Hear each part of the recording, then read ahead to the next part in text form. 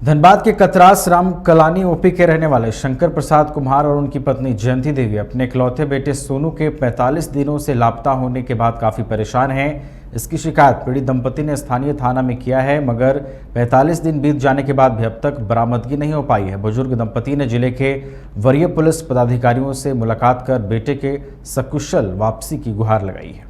खबर गढ़वा से है, जहां गुरुवार को पेयजल और स्वच्छता विभाग के मंत्री सह गढ़वा विधायक मिथिलेश ठाकुर ने रंका और खरौंधी में नवनिर्मित थाना भवन का लोकार्पण किया। मंत्री मिथिलेश ठाकुर ने अपने संबोधन में कहा कि नवनिर्मित थाना भवन पुलिस की कार्य कुशलता गुणोत्तर वृद्धि में सहायक होगी और इसका सुस्पष्ट प्रभाव क्षेत्र की जनता महसूस करेगी। वर्तमान समय में पुलिस द्वारा काफी बेहतर और तत्परता के साथ घटित घटनाओं का अनुसंधान किया जा रहा है। इसके फलस्वरूप पूरे झारखंड में शांति व्यवस्था बेहतर हुई है, साथ ही साथ अपराधियों का मनोबल टूटा है। लोगों ने देखा कि नए थाना भवन का आज यहाँ उद्घाटन हुआ है। ऐसा तो सुबह ही ऑनलाइन उद्घाटन कर दिया गया था, लेकिन रंका की जनता के डिमांड पर फिर से इसको हम लोगों ने आज व्यक्तिगत रूप से उपस्थित होकर आज थाने का जनता के समक्ष आज हम लोगों ने फिर से इसका उद्घाटन किया है।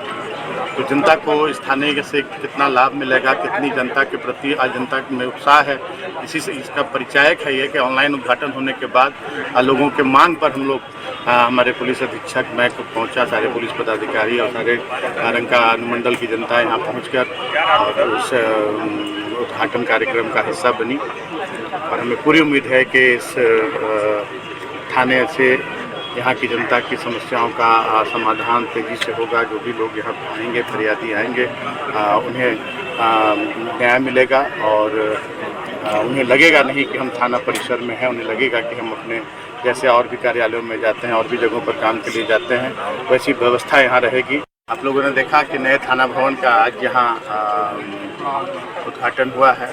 ऐसा तो सुबह ही ऑनलाइन उद्घाटन कर दिया गया था, लेकिन रंका की जनता के डिमांड पर फिर से इसको हम लोगों ने आज व्यक्तिगत रूप से उपस्थित होकर आज थाने का जनता के समक्ष आज हम लोगों ने फिर से इसका उद्घाटन किया है।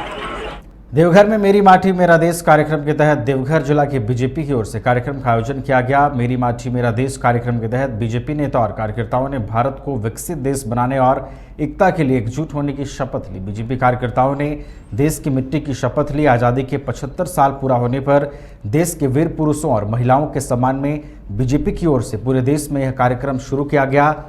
आपको बता दें कि देवघर में यह कार्यक्रम का आयोजन हुआ। इस कार्यक्रम में देश के हर कोने से मिट्टी एकत्रित कर 7500 कलशों में मिट्टी और पौधों को लेकर देश की राजधानी दिल्ली में अमृत कलश यात्रा निकाली जाएगी और वहां राष्ट्रीय युद्ध स्मारक के पास अमृत वाटिका बनाई जाएगी और यह अमृत वाटिका एक भारत श्रेष्ठ भारत का भी भव्य प्रतीक बनेगी। 9 अगस्त से शुरू हुए इस कार्यक्रम को 30 अगस्त तक चलाया जाएगा।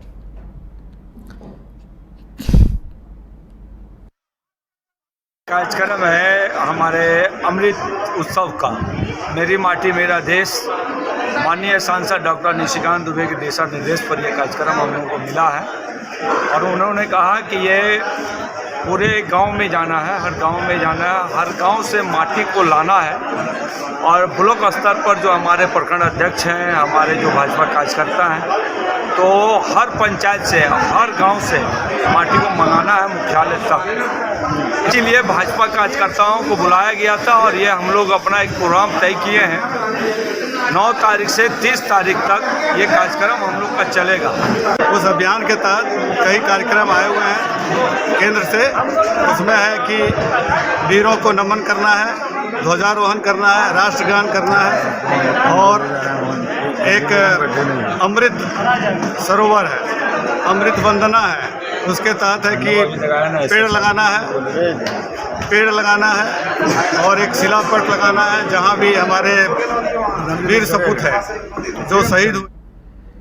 पाकुड़ शहर के रानी दिघी तालाब में मेरी माटी मेरा देश कार्यक्रम मनाया गया। देश की आज़ादी के 75 वर्ष पूरे होने पर पाकुड़ जिले में 128 पंचायतों और नगर परिषद में मेरी माटी मेरा देश कार्यक्रम का आयोजन किया गया। कार्यक्रम का शुभारंभ उपायुक्त मृत्युंजय कुमार बर्णवाल, अनुमंडल पदाधिकारी, उप विकास आयुक्त, सूचना जनसंपर्क पदाधिकारी, कार्यपालिका पदाधिकारी हिसाबी राय ने संयुक्त रूप से दीप प्रज्वलित कर किया। कार्यक्रम में अमृत वाटिका में 75 स्वदेशी पौधे लगाए गए। साथ ही अमृत सरोवर के पास स्थानीय वीरों को श्रद्धांजलि देने के लिए एक समर्पित श्रद्धांजलि स्थल का उद्घाटन उपायुक्त ने किया। मेरी माटी मेरा देश के तहत है सो पूरे देश भर में है सो कार्यक्रम किया जा रहा है 9 से 15 अगस्त तक। उसी के तहत पाकुड़ जिले में है सो सभी 128 पंचायत और नगर परिषद में है सो ये कार्यक्रम 10 अगस्त को यहाँ पर हम लोग किए हैं, जिसमें हम लोगों ने अपनी मातृभूमि को नमन करते हुए सो एक शिलापट्ट का अनावरण किए हैं, जिसमें है सो हमने मातृभूमि को नमन भी किया है। और जहाँ जहाँ जितने भी है सो हमारे जो स्वतंत्रता सेनानी रहे हैं, फ्रीडम फाइटर्स रहे हैं और डिफेंस के पर्सनल रहे हैं, जिन्होंने है सो लाइन ऑफ ड्यूटी में अपनी जान गंवाई थी, उनको हम लोगों ने याद किया।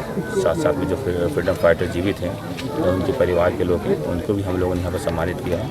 आज़ादी के 75 वर्ष पूरे होने के उपलक्ष्य में हम लोगों ने सभी लोग यहाँ पर मिल के 75 पौधे यहाँ पर है सो सरोवर के बगल में, और जहाँ जहाँ जितने अमृत सरोवर हैं वहाँ।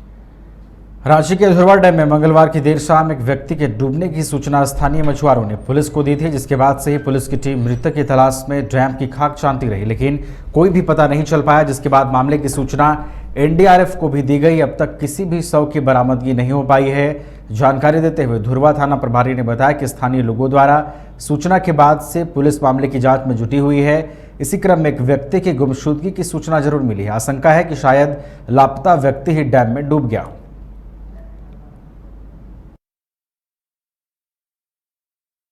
लोग जो मछली मार रहे थे तो अचानक से आवाज़ आई पानी में। देखा हमने आवाज़ के आधार पे तो एक लड़का है, क्या एज है एक्चुअल हमको को पता नहीं चला। और गिरने के बाद आवाज़ आया, 2 बार चिल्लाया लड़का, और चिल्लाने के बाद हमने देखा तो वो तो कुछ तैर रहा था, कभी इधर कभी उधर तैर रहा था।